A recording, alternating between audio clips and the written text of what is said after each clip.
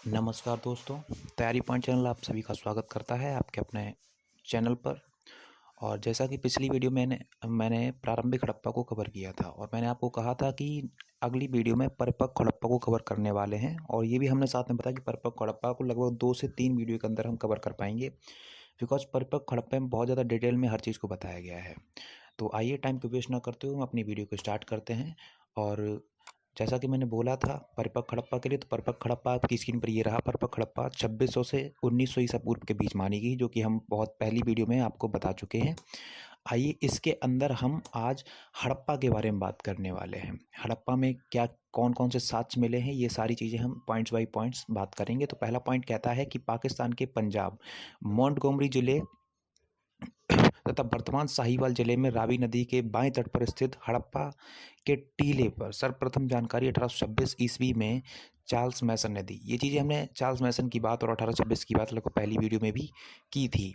आइए next point क्या कहता है। नेक्स्ट पॉइंट कहता है कि 1921 में दयाराम साहनी ने इसका सर्वेक्षण किया तथा बाद में इस स्थान पर उत्खनन प्रारंभ किया या फिर हुआ। मैंने ये बात भी पहली वीडियो में बोल चुका था कि दयाराम साहनी ने इसका सर्वेक्षण किया था और स्थान पर उसके बाद में उत्खनन प्रारंभ हुआ, ठीक है ना, 1921 में। नेक्स्ट पॉइंट कहता है कि 1926 में माधव स्वरूप वत्स, ये नया पॉइंट है, माधव स्वरूप वत्स तथा 1946 में मार्टिमर व्हीलर का व्यापक स्तर पर उत्खनन कराया, ठीक है ना। 1926 और 1946 में 2 व्यक्ति। उसके बाद में अगला पॉइंट कहता है कि हड़प्पा के 2 टीलों में पूर्वी टीले को नगर टीला, यहाँ पर 2 पॉइंट है बेटा, ठीक है। हड़प्पा टीले के 2 टीलों में पूर्वी टीले को नगर टीला तथा पश्चिम टीले को दुर्ग टीला कहा जाता था। दो पॉइंट बेटा यहाँ पर आपके तैयार हो रहे हैं, सबसे ज़्यादा इंपॉर्टेंट। नेक्स्ट पॉइंट कहता है कि हड़प्पा सभ्यता के R37 कब्रिस्तान मिला है।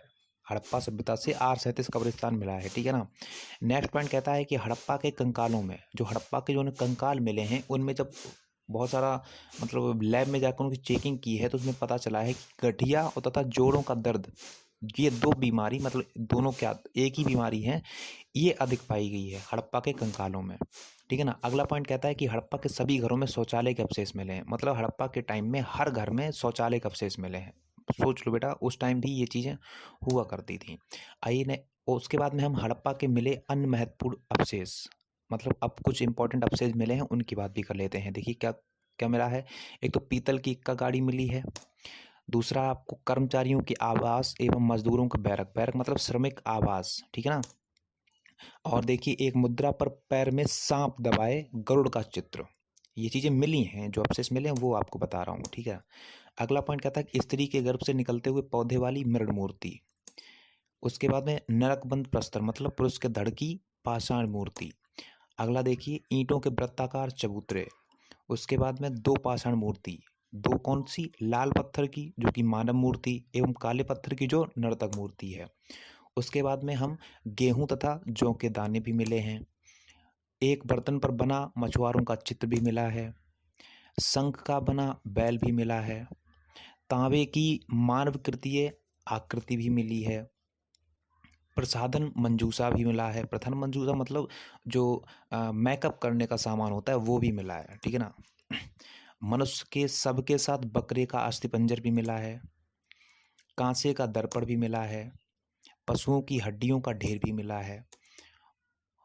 हड़प्पा से 16 ताम्र भट्टियां, 6 लड़ियों के सोने का हार, तांबे की मुहर, हिरन पर आक्रमण करते हुए कुत्ते की पीतल की मूर्ति, गधे एवं कछुए की हड्डियां और अन्न कूटने के चबूतरे आदि मिले हैं। देखिए एक पॉइंट के अंदर लगभग 3 से 4 पॉइंट बहुत इंपॉर्टेंट पॉइंट्स जो कि आपको एक पॉइंट के अंदर हमने बता दिए हैं, ठीक है ना।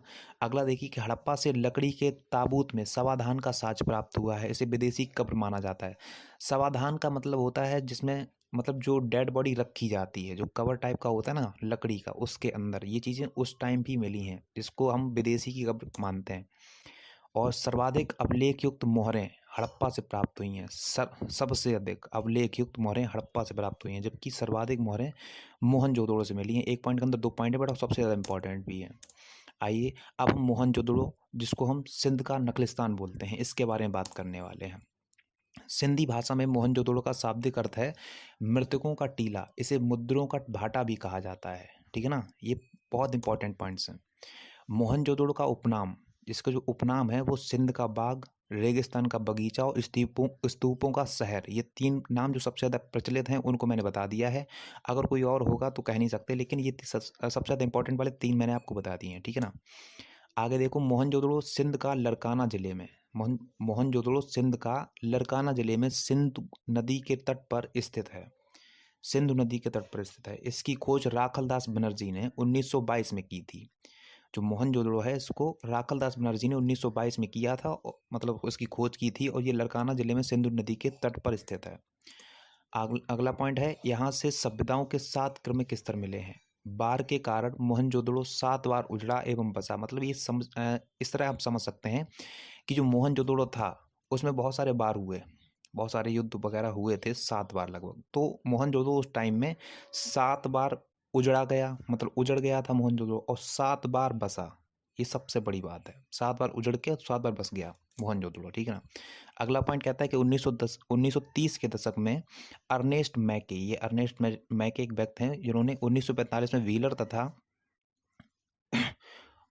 1900 ये कुछ है बेटा, हमें शो नहीं कर रहा, जॉर्ज डेल्स ने का उत्खनन किया। उसके बाद में अब हम व्रत स्नानागार के बारे में बात करने वाले हैं। व्रत स्नानागार क्या होते थे? व्रत स्नानागार में मोहनजोदड़ो का सबसे महत्वपूर्ण सार्वजनिक स्थल विशाल यही व्रत स्नानागार है, ठीक है ना। और स्नानागार के उत्तर एवं दक्षिण या फिर पीछे में तालाब में उतरने हेतु 9 सीढ़ियां बनी थीं। जो व्रत स्नानागार था उसमें 9 सीढ़ियां बनी थीं जो कि नीचे उतरने के लिए थीं, ठीक है ना। अब आपका अगला पॉइंट ये कहता है कि यह स्नानागार धार्मिक उद्देश्यों के लिए स्नान हेतु निर्मित हुआ था। यह 39 फीट लंबा, सोच लो, 39 फीट लंबा और 23 फीट चौड़ा एवं 8 फीट गहरा था। एक पॉइंट के अंदर 3 पॉइंट, और हर चीज़ की आपको डिटेल में बता दिया गया है।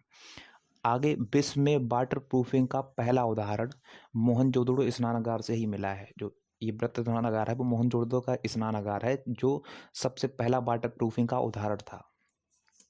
आगे देखिए, मोहनजोदड़ो के स्नानागार के निर्माण में बिटुमिन का प्रयोग हुआ है। एक बिटुमिन बहुत इंपॉर्टेंट चीज़ होती थी, ठीक है ना, उस टाइम में इसका यूज हुआ था। अब हम अन्नागार की बात करने वाले। अन्नागार मतलब जहाँ पे अन्न का भंडार किया जाता है, मतलब खाने पीने के जो अनाज का जो भंडार किया जाता है उसको अन्नागार बोलते थे उस टाइम में। उसमें देखिए, पहला पॉइंट कहता है कि यह मोहनजोदड़ो की सबसे बड़ी इमारत है और ये 45.17 मीटर लंबा और 15.23 मीटर चौड़ा है या फिर था, ठीक है ना। नेक्स्ट कहता है कि हड़प्पा, मोहनजोदड़ो, लोथल एवं कालीबंगा से अन्नागार का साक्ष्य मिला है। ये 4 जगह हैं जहाँ से अन्नागार का साक्ष्य मिला है। अब हम सड़कें किस तरह होती थी, सड़कों किस तरह होती थी। मोहनजोदड़ो में जाल पद्धति, मतलब ग्रिड पैटर्न की समानांतर सड़कों का जाल बिछा हुआ था। आगे देखो कि मोहनजोदड़ो से प्राप्त अन्य अवशेष, मतलब कुछ और भी इंपॉर्टेंट अवशेष हैं वो भी आपको बता देते हैं। कांस नर्तकी, मतलब एक डांसिंग गर्ल, प्रस्तर की योगी या फिर पुजारी की मूर्ति। कांस मतलब होता है डांसिंग का, ठीक है ना। कांस नर्तकी, नर्तकी मतलब डांसिंग का। उसके महाविद्यालय भवन, जिसको हम पुरोहितों का महाविद्यालय कहते हैं। मुद्रा पर अंकित पशुपतिनाथ, मतलब शिव की मूर्ति। वस्त्र निर्माण का एवं चांदी का प्राचीनतम साक्ष्य, सूती कपड़ा, कुबड़दार बैल का खिलौना, बकरे के पीछे चाकू लिए हुए व्यक्ति का चित्रण। जो मैं बोल रहा हूँ ये पॉइंट्स बड़े इंपॉर्टेंट हैं, ठीक है। अभी वीडियो बहुत बड़ा हो सकता है इसलिए मैं जल्दी जल्दी बोल रहा हूँ। मोहनजोदड़ो से चांदी के बर्तन में कपड़े के अवशेष। मोहनजोदड़ो एवं हड़प्पा के मकान ईंटों के बने थे। मोहनजोदड़ो के कंकालों से मलेरिया के साक्ष्य मिले हैं। जो मोहनजोदड़ो था उसमें कंकालों से मलेरिया के साक्ष्य मिले हैं। और मोहनजोदड़ो से प्राप्त एक प्रसिद्ध मुहर के अग्रभाग पर योगी की आकृति, योगी मतलब पुजारी की आकृति, और पश्चिम मतलब पीछे के भाग पर बैल की आकृति अंकित है। एक सींग मतलब एक सींग वाला पशु आकृति वाली मुहर भी मिली है। एक सींग वाले पशु की मुहर भी मिली है, मतलब आकृति वाली मुहर भी मिली है। और सर्वाधिक कुओं की प्राप्ति मोहनजोदड़ो से ही हुई है, ठीक है ना। आगे, हाथी का कपाल खंड, ठीक है ना। और गले हुए तांबे के ढेर, ये सारी चीज़ें वहाँ से मुख्य अवशेष हैं जो कि मैंने आपको यहाँ पर बता दिए। अब हम चल हुदड़ों की बात करने वाले हैं। चल हुदड़ों क्या था, उसमें क्या क्या मिला है। चल हुदड़ों की बात करें तो चल हुदड़ो आपकी स्क्रीन पर दिख रहा है। चल हुदड़ो, इसकी खोज 1931 ईस्वी में एन.जी. मजूमदार ने की थी।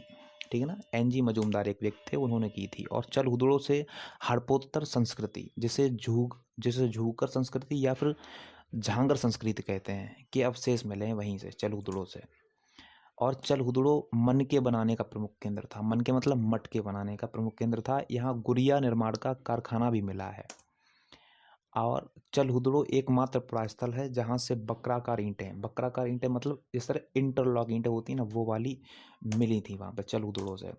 अब हम चल हुदड़ो से प्राप्त कुछ मुख्य अवशेष हैं, उनकी बात करने वाले हैं। यहाँ से देखो क्या मिला है कि बिल्ली का पीछा करते हुए कुत्ते के पदचिन्ह मिले हैं। बिल्ली का पीछा करते हुए कुत्ते के पदचिन्ह मिले हैं। उसके बाद में सौंदर्य प्रसाधन मतलब जो हम लोग लेडीज जो मेकअप करती हैं ना, उसके उसके कुछ साँच मिले हैं, जैसे कि लिपस्टिक, कंघा, पाउडर, काजल के साँच प्राप्त आदि बहुत चीज़ें थीं। कुछ चीज़ें आपको मैंने बता दी समझने के लिए, ये चीज़ें वहीं चलूदड़ों से ही मिली हैं। उसके बाद 3 घड़ियालों तथा 2 मछलियों के अंकन वाली मुद्रा भी प्राप्त हुई है। स्याही की दवात भी चलूदड़ों से प्राप्त हुई है। और बैलगाड़ी तथा इक्का गाड़ी भी चलूदड़ों से ही प्राप्त हुई है। और अब हम अगली वीडियो में लोथल के बारे में बात करेंगे। लोथल के बारे में नेक्स्ट वीडियो में हम लोथल के बारे में बात करेंगे। और जहाँ तक आई होप आपको ये वीडियो समझ में आ गई होगी, और समझ में आ गई होगी तो आप ज़रूर लाइक करेंगे। ठीक है, तो टाइम को वेस्ट ना करते हुए आज की वीडियो को इतना ही रखते हैं। Thank you very much.